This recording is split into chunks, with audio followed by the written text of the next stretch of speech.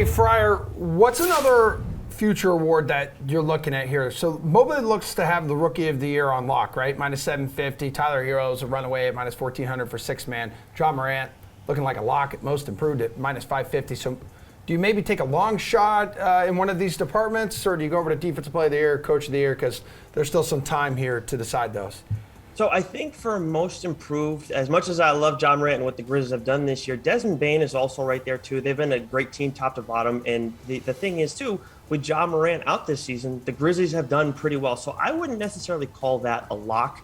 Miles Bridges, I do think, is deserving of being, right where he is in the odds.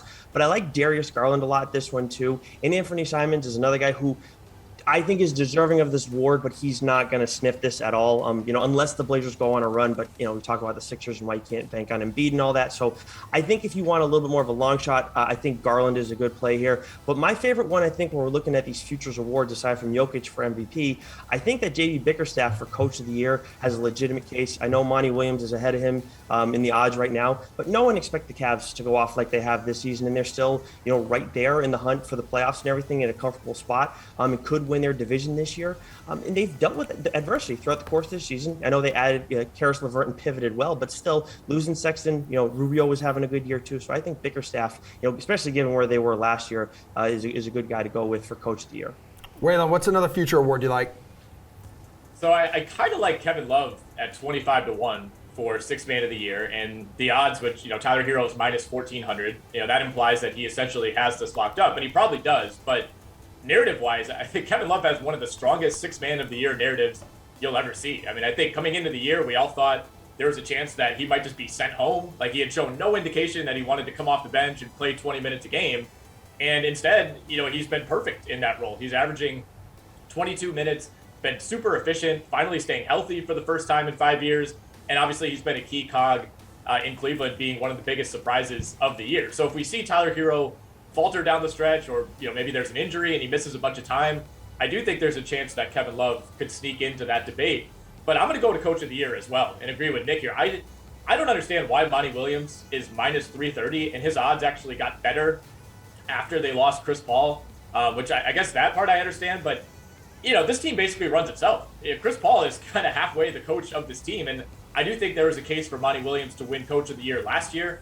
He did not win it, and now it feels like we're kind of handing this to him as a makeup award. And I don't think the Suns, without Chris Paul, are going to win like 68 games. And normally when you have a really high win total like that, the coach automatically gets the award. But Taylor Jenkins, man, at 6-1 for the 41-19 Memphis Grizzlies, who have already smashed their over-under on the year.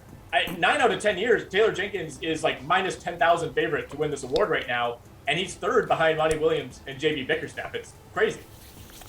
JB Bickerstaff seems like a pretty good, solid pick right there, Gare Bear. Plus money on him. It's incredible how fast things have turned around in Cleveland. I'm cleaning my hands because she just sneezed. I sneezed. I don't know what. It's disgusting. The desk is smothered with moisture. You gotta be safe. Gotta be careful. Thank you.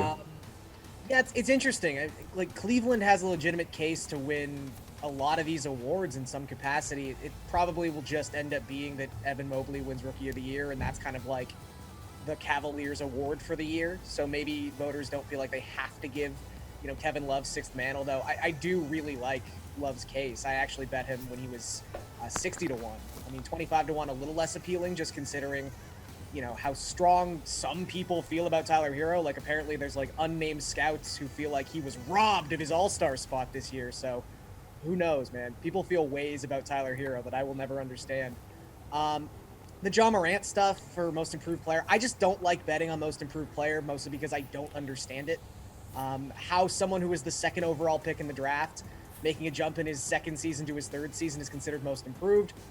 I don't get it. John Morant was really good. We knew that. So the fact that he became an all-star shouldn't really shock anybody.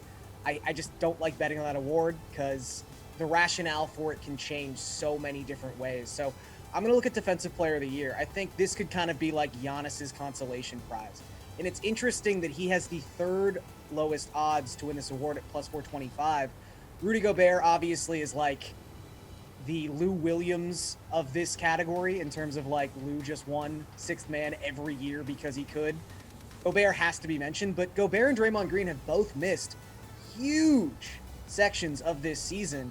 And while the Bucks defense is clearly not as good this year as it's been in years past, they are 5 points per 100 possessions better when Giannis is on the floor. Like, I don't think it's Giannis's fault by any means. He's still playing at an incredible level in terms of his individual defense.